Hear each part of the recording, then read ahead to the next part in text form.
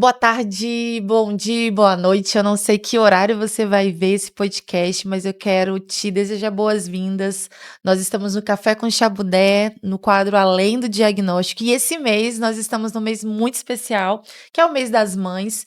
E o nosso quadro hoje está muito especial porque nós vamos nessa temporada estar com mães muito potentes e significativas na nossa história também, porque a gente vai pensando nesse percorrer de vida e mães que realmente têm feito parte dessa jornada. E hoje a nossa convidada, nós contamos hoje, tem muito tempo que a gente está na vida e não é pouco tempo, e a gente está muito feliz, Bárbara, de te receber aqui nesse tempo de partilha. E a gente já estava esperando o momento certo para chegar a esse momento, e graças a Deus que ele chegou agora. Seja muito bem-vinda. Seja bem-vinda, Bárbara. Obrigada, gente. Vocês sabem que vocês moram no meu coração, né? Seja muito bem-vinda, uma alegria trazer você aqui. Eu que agradeço. Não só a sua história, mas tudo que tem sido o movimento, né? Quando a gente chegou, ela vai falar, tá, gente, sobre o Força Azul. A gente entrou ali sem saber para onde ia, e como seria tudo. E a gente foi ali junto na escuta de outras mães, de outras vivências. E pode deixar que eu lhe ajudo, que socorre, que grita. E a gente foi conseguindo aí entender que mundo era esse que a gente estava entrando. E essa nada mole vida. Mas a gente está muito feliz de ter um lugar. Eu sei que nem todos os lugares, lamentavelmente, no seu município, no seu estado, vão ter lugares que as pessoas realmente desejaram se unir por uma causa que ultrapassa a sua. E você decidiu isso e a gente é muito feliz por isso, sou muito grato por isso. Eu sou feliz por ter vocês lá com a gente. Muito. Quantos anos, né? 8 8 anos. A anos, gente fez as contas aqui, 8 anos. Desde que a gente conheceu o grupo do WhatsApp do Força Azul, que é esse movimento tão potente, né? E entramos no grupo e ali cada informação que era postado, cada debate, cada situação difícil que as famílias enfrentavam, cada tumulto, cada discussão. E a gente ficava ali acompanhando, opinando e observando tudo. E sempre assim, o que mais me marcou é o quanto que a gente aprende enquanto família atípica, fazendo parte do grupo Força Azul, do movimento Força Azul. E sempre quando alguém, por exemplo, fala bem assim, olha, eu acabei de ter um diagnóstico e tal, dentro dos pré-requisitos, assim, ó, você quer conhecer um pouquinho? Entra no grupo Força Azul, entra em tal grupo, pesquisa tal lugar, mas o Força Azul sempre está aqui na lista de prioridades para indicar. E a gente quer que as pessoas conheçam. Quem ainda não conhece, fala um pouquinho quem é a Bárbara, né? Qual é a sua experiência dentro dessa maternidade atípica até chegar a esse movimento do Força Azul aí, que já está há quase 9 anos, a gente estava conversando aqui, ajudando tantas pessoas. Então, eu sou Bárbara, eu sou professora, sou esposa e sou mãe atípica do Davi e do Luca, gêmeos autistas de 10 anos, vão fazer 11. A gente teve o diagnóstico com 2 anos de idade, mas com 1 ano e meio a gente teve aquela famosa poda neural, né? Eu costumo dizer que eu não tive tempo para ter o luto. Eu pensei, ou eu sento na rua e choro, ou eu pego meus 2 limãozinhos, faço uma limonada e boto açúcar, bastante açúcar e gelo, né, para tomar no verão. E o Força começou quando eu estava os meninos já estavam na escola, a gente já tinha um diagnóstico, nós já estávamos com o Dr. Tiago Guzmão, que é o médico deles há 9 anos, 9, quase 10 anos. E ele tinha feito um congresso aqui e uma professora levantou no congresso, eu estava com a fono que atendia eles na escola, que é a Bárbara Bresciani, da Criar, né? A gente era muito amiga e na época eu estava do lado dela e uma professora levantou a mão num momento de congresso, estava naquela ânsia, né? Vamos para congresso, vamos procurar, vamos para o Google, vamos procurar informação de qualidade. E aí esse congresso do Dr. Tiago tinha uma parte educacional, uma professora levantou e falou, o que eu faço para ajudar uma família de autista cuja mãe não sabe mais o que fazer da vida? Né? E não tem mais vontade de viver, não tem vontade de cuidar do filho, o que eu faço? Na época, eu estava vendo aquela série Atípico, e estava justamente passando os grupos que eram formados nos Estados Unidos em alguns ambientes. E aí eu falei, gente, eu preciso fazer alguma coisa. Naquela hora eu senti como o Espírito Santo falasse comigo assim, vamos fazer alguma coisa para esses pais? E aí eu falei, vamos fazer um grupo de apoio? Na época, a Multivix liberou o auditório deles e entrou a Bárbara comigo, entrou algumas pessoas, algumas amigas, e aí surgiu. E eu fui convidando, botei no Facebook, falei, gente, ó, vamos montar um grupo de apoio a pais de autistas, gratuito, para dar informação para esses pais. Até eu não tinha informação, né? Então, assim, vamos trazer médico, vamos trazer um advogado, vamos trazer um promotor para falar sobre isso, né? Um professor que faça inclusão. E ali surgiu o Força Azul, né? A gente teve o apoio dessa faculdade, só que logo depois, a gente ficou uns 2 anos fazendo esses grupos, né? Levando, aí levou CBA, levou promotor, advogado. Eu fui em alguns encontros lá da Da Multivix. Multivix, né? Então, e ali eu lembro que eu falava assim, gente, tá aqui o meu dízimo, tá aqui o meu ministério. Eu vou levar isso aqui como se fosse isso. E ali a gente levou algumas informações, só que logo depois veio a pandemia, né? E aí a gente se viu naquela situação toda e uma confusão danada. Na verdade, eu costumo dizer que eu aprendo com os pais, né? E levo informação, mas também trago informação. E ali surgiu o Força Azul, dessa forma, né? Infelizmente, a gente teve que parar com os encontros, a gente tinha até pensado em voltar, depois viemos para aqui, para Vitória, que uma concessionária abriu as portas para gente, aí dali eu já não fazia nada, já não era eu quem fazia, né? Eu só levava os convidados e levava os pais e abriram as portas para gente para fazer ali. Depois a gente foi mais para rede social por causa da pandemia, né? E é uma força que foi se tomando, né? Eu vejo muito. Sempre tem gente nova. Sempre tem um conflito.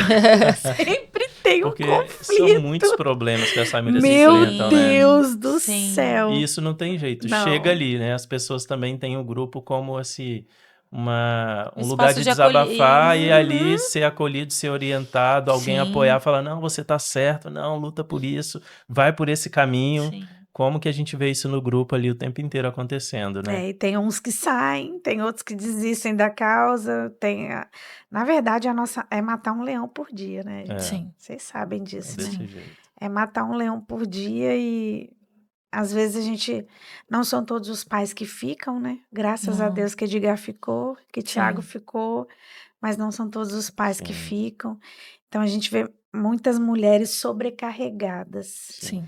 As mães sempre estão muito sobrecarregadas, né? Na verdade, assim, ainda mais quando a gente não tem rede de apoio, aí que a sobrecarga Sim. vem. Sim. E vocês lidam com isso na Sim. igreja também, Sim. né? E uma coisa que eu vejo muito ali também, essa característica que já é isso, mas também essa questão da defesa e garantia de direito, né? Uhum.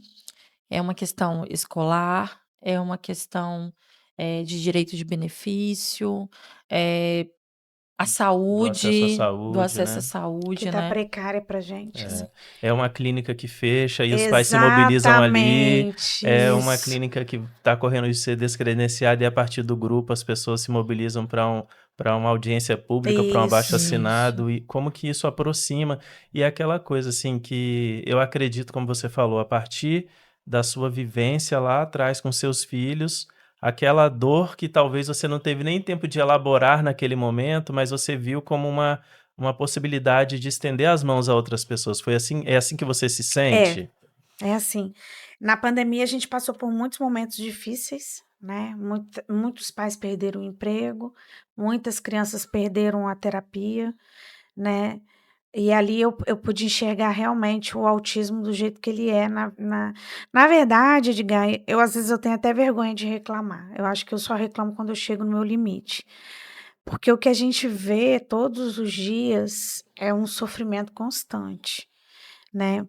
Então, às vezes, eu tenho até vergonha de reclamar. Eu tenho vergonha de reclamar quando eu tô cansada, eu tenho vergonha de reclamar que eu não tenho rede de apoio, entende? Porque eu vejo crianças que não têm 1/3 do que os nossos filhos têm, Sim. sabe? Educação de qualidade. Esse ano, para vocês terem ideia, de todos esses anos que os meninos estão estudando, vão 11, 8 anos de escola, esse ano que eu tive problema com a escola, né? Assim, um problema que eu consegui sanar. Mas a gente vê, e esse ano que eu tô tendo problema com o plano de saúde, Sim, né? Mas a gente vê isso tem muito tempo, desde quando o sim, plano começou. Sim. Aí tem criança que não consegue internar, não consegue uma internação, tem que ser compulsória, e o plano nega, e assim. Na verdade, a gente não tem um dia de paz, né? é, Sim. A gente não tem um dia de paz, a gente não tem um dia de sossego. E isso é como se fosse um combustível para eu continuar. Não vou mentir, já pensei várias vezes em desistir, Sim. porque já levei alguns processos por defender crianças autistas, né? Mas assim, não só crianças, mas crianças autistas. Mas eu acho que quando a gente vê uma mãe chorando, uma família padecendo, a gente meio que levanta, dá uma sacudida, Deus fala assim: ei, não botei você ali para desistir, né? Botei ali para você continuar. E aí a gente continua. Sim. Como que você se vê sendo uma mulher? Alguns espaços e alguns lugares, até mesmo dentro da comunidade de autistas, não são ocupados por mulheres. Dentro de movimentos, e a gente vê homens, tanto nas redes sociais e outras questões, que espaços públicos, são espaços de homens, né? A gente vê os médicos, né? Lógico, a gente vê uma crescente de algumas, mas nessa questão que envolve uma questão de defesa de direitos, a gente vê sendo uma maioria homem. E como que isso perpassa por você, porque além de você é mãe, mas você é uma mulher, como que você se vê neste lugar, se você consegue se perceber nisso e nessa luta, porque é uma luta que também, além das questões autistas, você tem uma questão, não sei se você já vivenciou isso, de discriminação por você ser mulher, por você querer se colocar nesse lugar. Uma mulher forte, uma mulher que vai com embasamento. A gente sabe que essas questões vão aparecendo, e como que você se vê, né, sendo essa mulher que ocupa esse lugar de protagonismo. Então, as pessoas acham que a gente é forte sempre, mas não é. Então, eu vejo muita discriminação com a mulher, com a mãe, e vejo também que as pessoas nos julgam muito por aquilo que a gente acredita, por aquilo que a gente quer. A gente costuma dizer que a nossa bandeira é o autismo, né? Independente de classe social, de cor, de religião, de partido político, de viés político, né? Se o meu viés político não trabalha com o autismo, eu vou bater de frente com eles, né? Tem uma mãe que eu tenho muita admiração, que é a Lúcia, do Mães Eficientes, Sim, né? Que é uma mulher guerreira. Eu falo que o que ela precisar de mim, eu estou disposta a ajudar, porque com ela não tem essa. A gente chama ela de Mãe Laranjinhas, e eu me espelho muito na Lúcia. A Lúcia é uma guerreira, é uma mulher que vive para os outros, né? E que também é muito hostilizada nesse meio.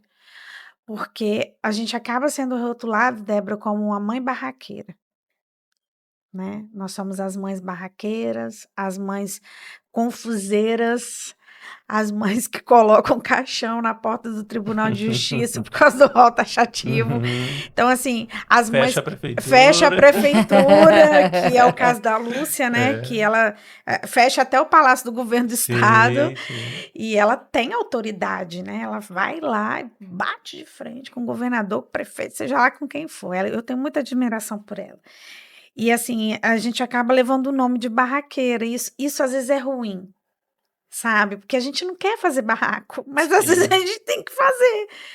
Então, assim, eu soube que um dos diretores da escola dos meus filhos falou em outra escola assim: tem criança autista aqui na escola? E aí a pessoa falou: tem. Mas eu duvido que as mães daqui sejam igual uma mãe que eu tenho lá, que tem 2 filhos. Aí a pessoa deduziu, né? Tá falando da Bárbara. Sim. Então, assim, não é que a gente seja barraqueira. Por exemplo, na escola eu sou super parceira. Os meninos, eles não é porque são autistas que vão fazer o que querem, Sim. Sim. né? Eu sou daquela linha de que a criança ela entende e ela tem que ser corrigida e ela não é um laudo, ela não é um diagnóstico, ela é Uhum. uma criança, Sim. ela é uma adolescente, então ela tem que saber o que é certo e o que é errado. Então, assim, eu gosto de ser muito parceira, só que as pessoas taxam muito a gente. Talvez se fosse um homem fazendo barraco, talvez se fosse um homem peitando, né? Já recebi denúncias de homens que não foram taxados como barraqueiros, né? Parece que a sociedade ouve mais. E quando é a gente, quando é a mulher fazendo barraca, histérica, né? Quando é o homem requisitando os direitos dos filhos ou requisitando um tratamento, é visto de uma forma diferente. Só que eu noto também que no nosso meio são poucos pais que tomam a frente para exigir os direitos dos filhos, né? São poucos, então a gente acaba sendo taxada de É. barraqueira. E esse mês a gente tá aproveitando, né, que é o mês das mães, justamente para destacar esse papel que a mãe, que a mulher assume na luta pelo direito dos filhos.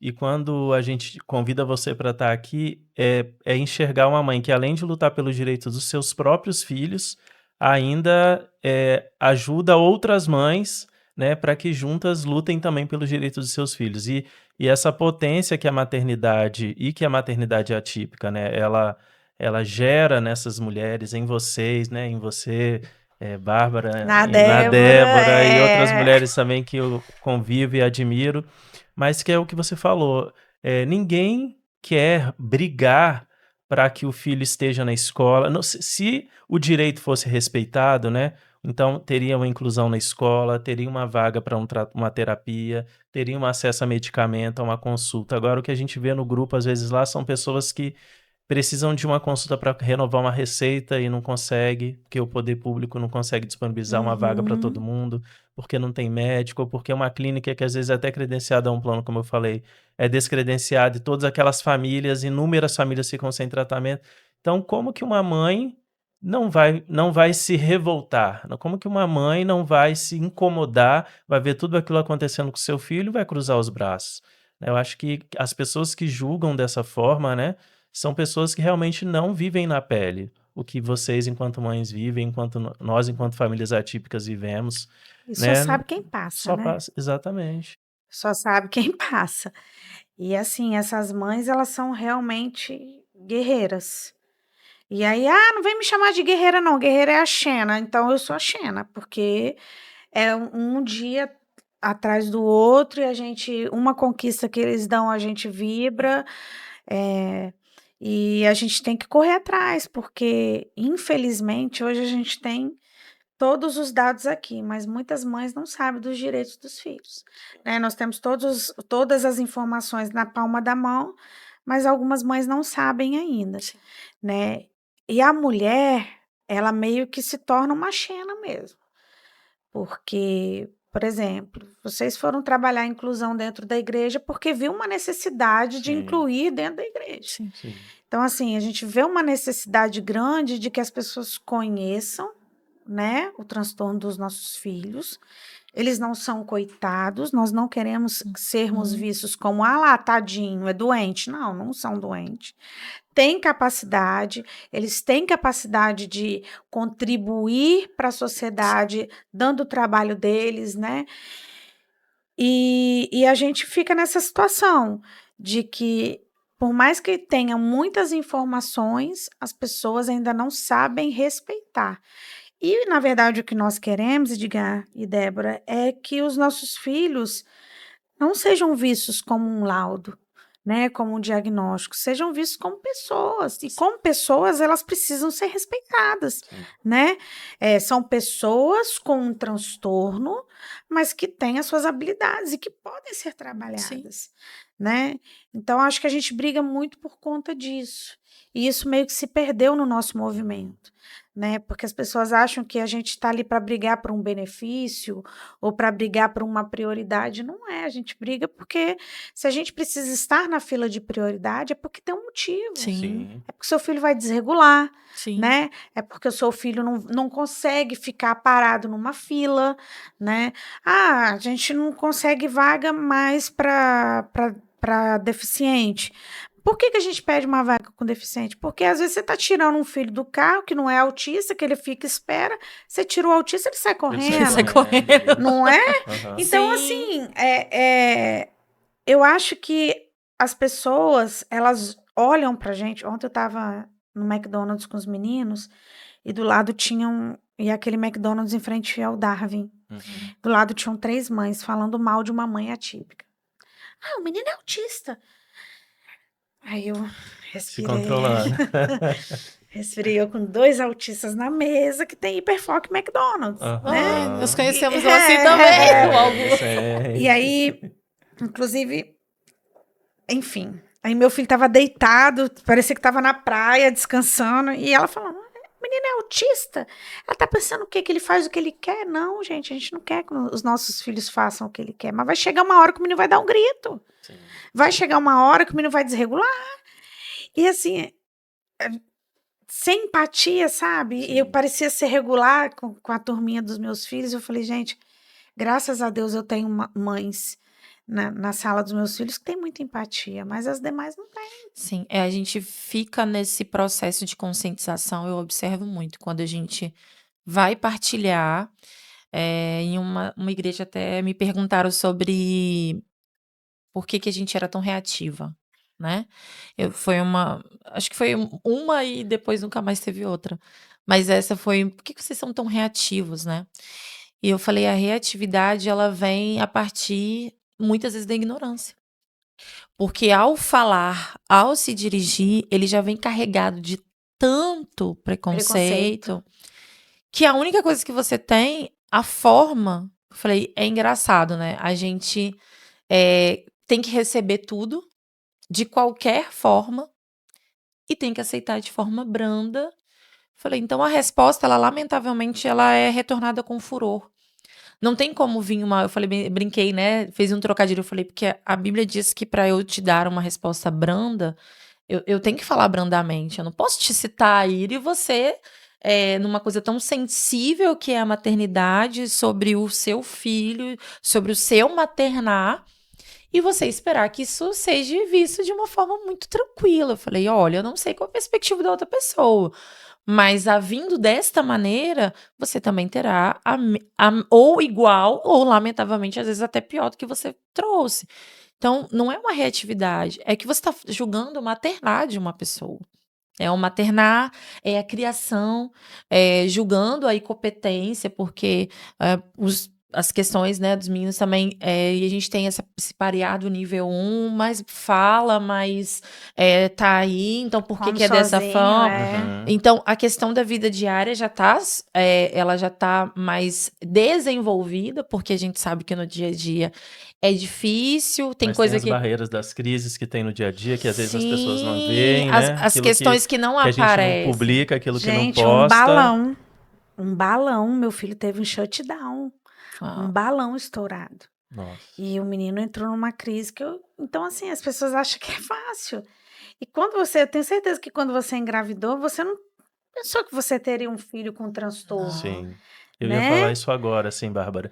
Quando você estava falando dessa questão, não, que a mãe ela tem que assumir esse papel de mãe guerreira, e algumas até falam, não, eu não quero ser guerreira, mas acaba tendo que ser pela luta e tudo que está envolvido.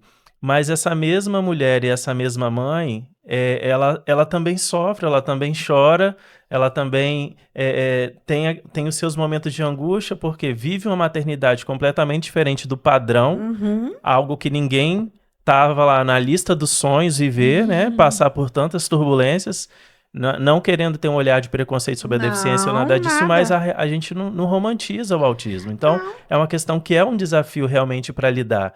E essa mesma mãe tem que se reequilibrar para conseguir, não, tá firme e continuar lutando. Então recebe o baque, tem que equilibrar, chora, lamenta, angustia, mas tem que se levantar. E é um desgaste de saúde mental o tempo inteiro, né? Total. É diferente, né? Na translucência nucal você não tem o diagnóstico do autismo. Uhum. Né? Perguntam pra gente, né? Não dá pra ver, Não dá né? pra ver, não dá pra fazer um exame de sangue. Então, assim, você não tem o diagnóstico. Né? Você vai saber do diagnóstico lá para 1 ano e meio, que foi quando eu tive, Isso. quando eles tiveram a poda neural, que pararam de falar. E aí você se vê numa situação seguinte, né? Você recebe o diagnóstico. Seu filho tem aquela janela do desenvolvimento. Aí o que você faz? Você para, chora, grita, se mata, perdão, faz qualquer negócio, ou você vai e parte para cima, né? Como é que você faz? E aí você recebe o diagnóstico. Para mim, o diagnóstico foi sair do armário.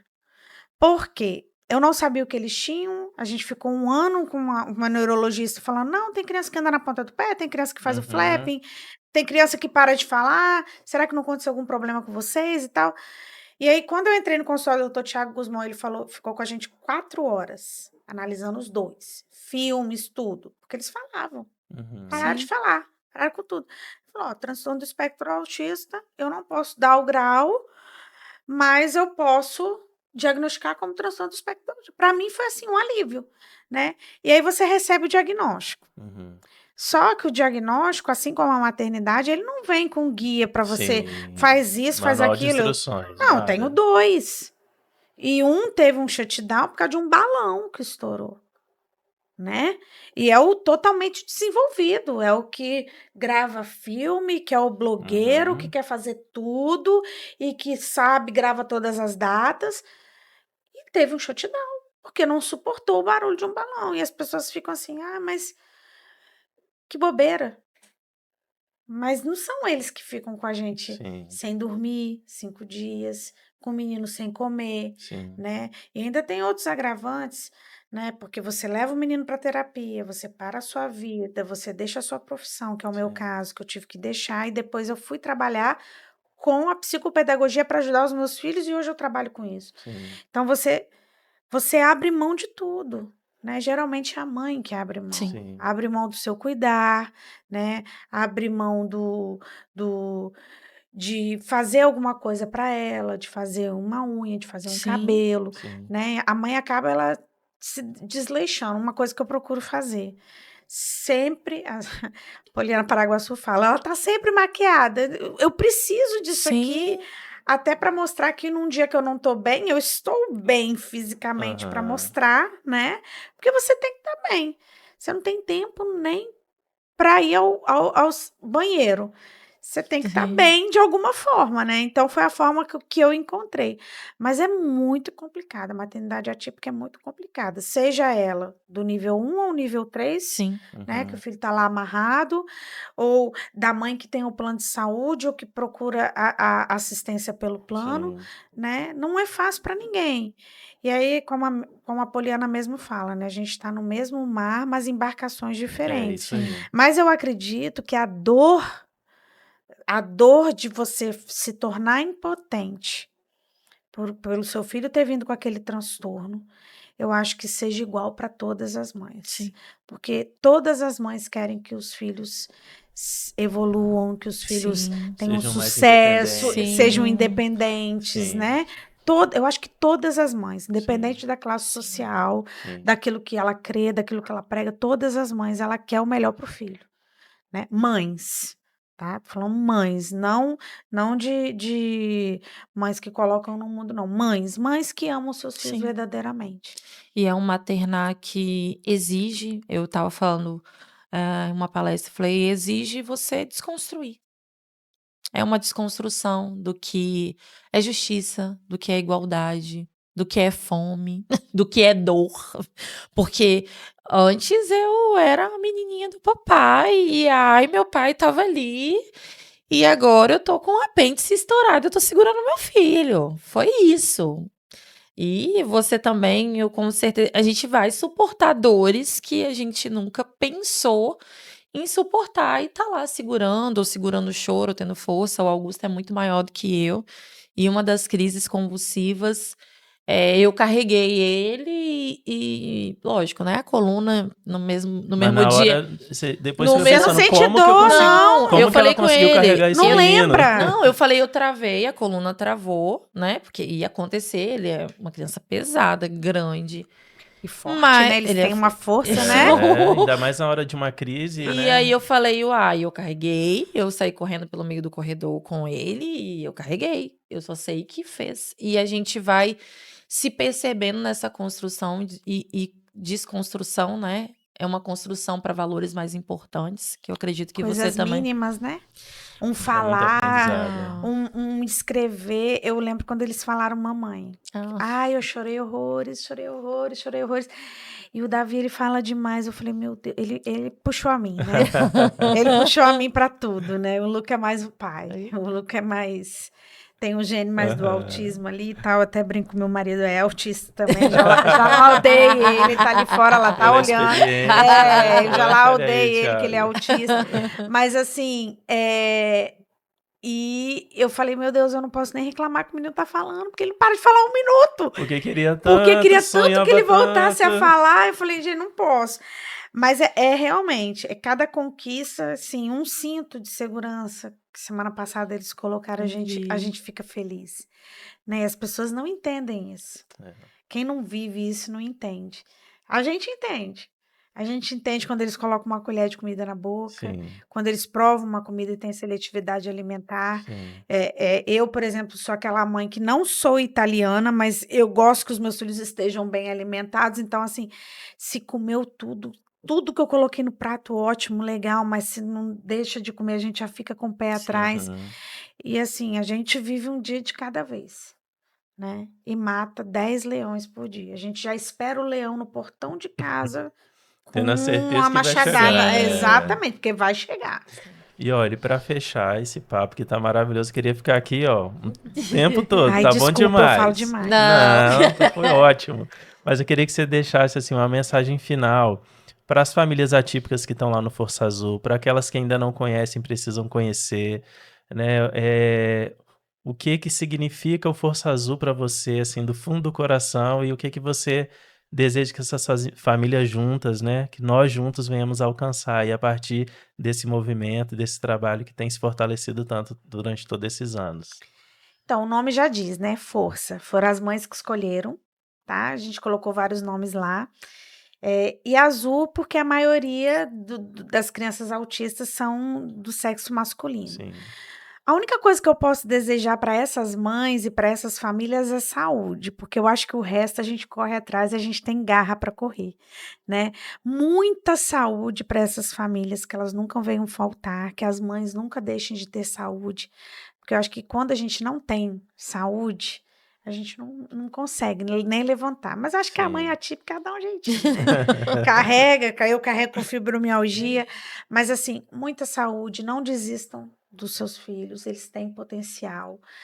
Se você não acreditar no seu filho, ninguém no mundo vai acreditar em você.